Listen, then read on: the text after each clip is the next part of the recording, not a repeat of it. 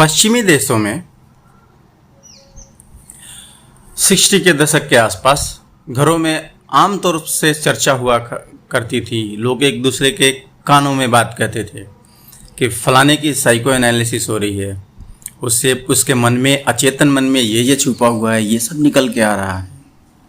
उन लोगों में आम धारणा थी कि हमारे अवचेतन में तरह तरह के पाप, तरह तरह की वासनाएं, तरह तरह की भावनाएं छुपी हुई हैं, जो दबी हुई भावनाएं हैं, दमित भावनाएं हैं, सप्रेस्ड भावनाएं हैं, और इसकी वजह से लोग मेंटली प्रॉब्लम में आ जाते हैं, मेंटल प्रॉब्लम्स होती हैं। साइकोलॉजी का मतलब सिगमंड फ्रायड ही थे, और आज भी भारत में साइकोलॉजिस्ट का मतलब फ्राइडियन साइकोलॉजी ही समझा जाता है। और लोगों में ये धारणा है कि उनकी काउंसलिंग के दौरान उनका एनालिसिस होगा, उनके मन के बहुत अंदर की बातें पूछी जाएंगी, तरह तरह की, और उनके एनालिसिस होगा, एनालिसिस का ये सब कैथारसिस होगा, जैसी बातें, आम धारणाएं प्रचलित हैं। सिगमंड फ्रायड के बाद अप्रोच आया साइकोलॉजी में, बिहेवियरल अप्रोच, जिसमें हमारी यह माना गया कि स्टिमुलस और रिस्पॉन्स पर चीज़ें आधारित हैं। तो फ्राइडियन और बिहेवियरल अप्रोच बहुत ही ज़्यादा डोमिनेंट था 60 के दशक तक। उसके बाद साइकोलॉजी में बहुत सारे चेंजेज आए। वो कौन से चेंजेज हैं जिन्होंने साइकोलॉजी कर बदल कर रख दिया, आज हम जानेंगे कि 60-70 के दशक के बाद कौन से ऐसे मेजर शिफ्ट्स हैं, कौन से ऐसे मेजर चेंजेज हैं जिसने साइकोलॉजी को बदल के रख दिया और साइकोलॉजिकल काउंसलिंग और थेराप्यूटिक अप्रोच को एकदम से बदल कर रख दिया। तो आज के वीडियो में हम यही जानेंगे। आगे बढ़ने से पहले चैनल को लाइक और सब्सक्राइब कर लें। मैं आपका दोस्त Ajit Mishra, psychologist, clinical hypnotherapist और NLP मास्टर प्रैक्टिशनर हूँ। विगत कई वर्षों से मैं लोगों के मानसिक स्वास्थ्य और खुशहाल जीवन के लिए सेवा दे रहा हूँ। मैंने 1 दशक से ज़्यादा इंडियन एयरफोर्स में भी सेवा दी है, देश की सेवा की है। ये आते हैं आज के मुद्दे पर। फ्राइडियन साइकोलॉजी और फ्राइडियन अप्रोच के बाद और उसके बाद बिहेवियरल अप्रोच, इन अप्रोचेज के बाद जो मेजर चेंजेस हुए हैं उनकी बात हम करेंगे। पहला चेंज आया, humanistic and person centred approach हुआ। दोस्तों, ह्यूमनिस्टिक साइकोलॉजी का दौर चला। उसके बाद खास करके इसमें कार्ल रोजर का बहुत ज़्यादा योगदान रहा है, और कार्ल रोजर्स, अब्राहम मैस्लो जैसे लोगों ने साइकोलॉजी को बदल कर रख दिया। उन्होंने नए नए चेंजेस लाए। अब जो है थेरेपी क्लाइंट सेंटर्ड थेरेपी हो गई, क्लाइंट्स के लिए एम्पैथेटिक अप्रोच अपनाया गया। उनके अंदरूनी जो अनुभव हैं, सब्जेक्टिव एक्सपीरियंसेस को मान्यता दी गई, ना कि उनको एक तरह से सब्जेक्ट के तौर पे देखा गया।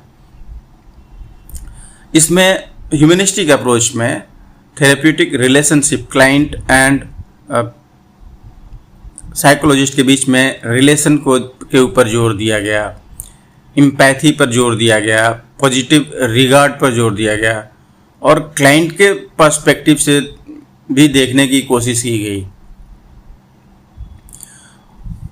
साथ ही साथ यह भी माना गया कि व्यक्ति आमतौर पर व्यक्ति के साथ ही समस्या है, ये ऐसी पुरानी धारणा थी। तो यह माना गया कि व्यक्ति अवेयर होता है और व्यक्ति के अंदर ये क्षमता होती है कि वो अपनी ग्रोथ कर सके, अपनी समस्याओं को समझ सके और उसको सुलझा सके और सेल्फ एक्चुअलाइजेशन कर सके। और इसके अलावा साइकोलॉजी के इस दौर ने, ह्यूमनिस्टिक एंड एग्जिस्टेंशियल अप्रोच ने लोगों को एक गरिमा प्रदान की, मानसिक रोगियों को एक गरिमा प्रदान की, मनुष्य को एक गरिमा प्रदान की। कि फ्राइडियन साइकोलॉजी के अनुसार ऐसा माना जाता था कि व्यक्ति ही पापी है, उसके मन में ऐसी ऐसी बातें छुपी हुई हैं, और पास्ट के एक्सपीरियंसेस जो हैं, पास्ट की घटनाएं जो हैं, वही हमारा भविष्य और वही हमारा वर्तमान निर्धारित करती है। इस धारणा को बदला, और ये बहुत इम्पोर्टेंट घटना थी। दूसरी जो इम्पोर्टेंट चेंजेस आए, दूसरी जो इम्पोर्टेंट कंट्रीब्यूशन है साइकोलॉजी में, वो है कॉग्निटिव बिहेवियरल थेरेपी का। 70 के दशक में कॉग्निटिव बिहेवियरल अप्रोच बहुत ज़्यादा इम्पोर्टेंट हो गया, बहुत ज़्यादा इसका प्रचलन हुआ, और आजकल अधिकांश समस्याओं में, मानसिक समस्याओं में, एंजाइटी, डिप्रेशन, इसमें सीबीटी यानी कॉग्निटिव बिहेवियरल थेरेपी के ऊपर बहुत ज़्यादा जोर दिया जाता है, और ये यूटिलाइज की जाती है, और बहुत ही इफेक्टिवली ये थेरेपी काम करती है। इस थेरेपी में, इस अप्रोच में हमारे थॉट, फीलिंग और बिहेवियर के ऊपर काम किया जाता है, और ये माना जाता है कि हमारा थॉट एक फीलिंग को जनरेट करता है, और फीलिंग हमारे बिहेवियरल और हमारे रिस्पॉन्सेज को निर्धारित करती है। थॉट, फीलिंग एंड बिहेवियर एक दूसरे से जुड़े हुए हैं, तो इनमें बदलाव लाकर हम लोगों में चेंजेस लाते हैं, और उन्हें anxiety, depression, substance abuse, post traumatic stress disorder जैसी समस्याओं से निजात पाने में मदद करते हैं। तीसरा जो इम्पोर्टेंट चेंज आया, माइंडफुलनेस बेस्ड इंटरवेंशन से। हाल के दशकों में माइंडफुलनेस बेस्ड इंटरवेंशन बहुत ज़्यादा पॉपुलैरिटी ग्रहण कर रहा है, क्योंकि इसकी जो टेक्निक्स हैं वो मेडिटेशंस, बौद्धिस्ट मेडिटेशन, माइंडफुलनेस जैसे रूपों में आई है। माइंडफुलनेस बेस्ड स्ट्रेस रिडक्शन है, तो इसने थेरेपी की प्रैक्टिस को बदल दिया। लोगों को और क्लाइंट्स को ये बताया गया कि मोमेंट्स के प्रति कैसे अवेयर रहना है, कैसे नॉन जजमेंटल रहना है, और देखा गया कि इस तरह का अप्रोच लोगों के स्ट्रेस और एंजाइटी और डिप्रेशन से बाहर निकलने में मदद करता है। उसके बाद जो इम्पोर्टेंट चेंज आया, इंटीग्रेटिव एंड एक्लेक्टिव अप्रोच। आमतौर पर साइकोलॉजिस्ट एक ही तरह के अप्रोच पे बिल्कुल स्ट्रिक्ट रहते थे कि यही थेरेपी काम करेगी इस चीज़ के लिए, यही थेरेपी इस समस्या के लिए, ये थेरेपी ऐसे ही काम करेगी।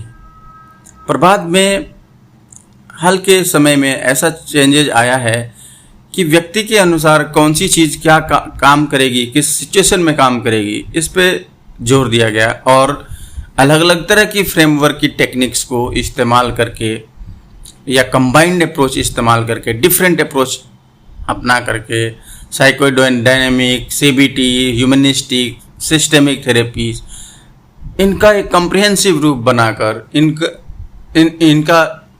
इनमें से कौन सी चीज़ कहाँ काम करेगी या इसका कम्बिनेशन देखकर एक्लेक्टिव अप्रोच को अपनाया गया। और जो अगला चेंज आया पॉजिटिव साइकोलॉजी का,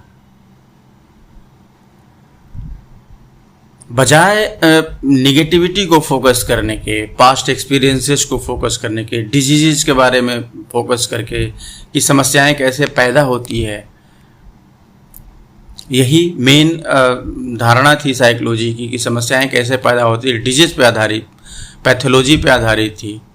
इसकी बजाय पॉजिटिव इमोशंस, लोगों की स्ट्रेंथ क्या है, रेजिलियंस क्या है, पर्सनल ग्रोथ क्या होती है, सेल्फ डेवलपमेंट कैसे हो सकता है, इस तरह के प्रिंसिपल्स को माना गया और एक नए तरह की हैबिट्स, नए तरह के अप्रोच को कल्टीवेट करने के लिए लोगों को प्रेरित किया गया।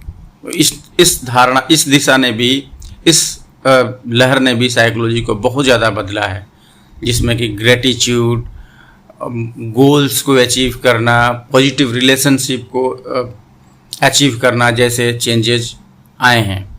इसके अलावा कल्चरल कॉम्पिटेंस एंड डाइवर्सिटी यानी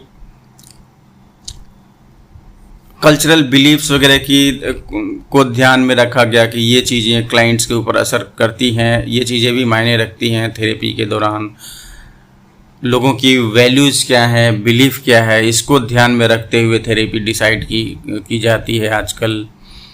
और इसके अलावा जेंडर, वुमेन के भी नज़रिए से उनके नज़रिए से समस्याओं को सही तरीके से कैसे एड्रेस किया जा सकता है। तो ये हुए वो सारे पॉइंट्स, इम्पोर्टेंट चेंजेस जो फ्राइडियन साइकोलॉजी और पुरानी साइकोलॉजी के बाद 60-70 दशक के बाद जो मेजर चेंजेस आए हैं, जिसने साइकोलॉजी को बदल के रख दिया है, जिसके बारे में अधिकांश लोग अवेयर नहीं हैं। उन्हें यह जानने की ज़रूरत है कि इतने सारे चेंजेस आए हैं और पानी बहुत ज़्यादा बह चुका है और अब बहुत ही बेहतरीन, बहुत ही रिजल्टिंग, बहुत ही फास्ट और लास्टिंग चेंज आज की साइकोलॉजिकल काउंसलिंग और थेरेपी प्रोवाइड कराती है। धन्यवाद।